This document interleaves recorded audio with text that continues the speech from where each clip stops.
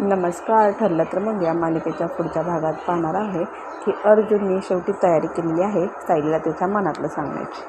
अर्जुन सायलीसाठी एक चिठ्ठी लिहितो आणि चैतन्याला सांगत असतो की ही चिठ्ठी वाचून मिसेस सायली जर हसल्या, खुश झाल्या आणि लाजल्या, माझी प्रेमाची केस सक्सेसफुली क्लोज. चैतन्य पण अर्जुनकडे बघून हसू लागतो.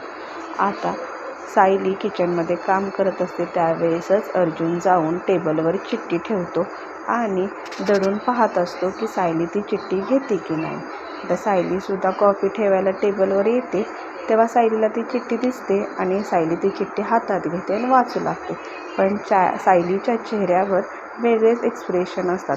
थोडी गंभीर झाल्यागत सायली वाटते.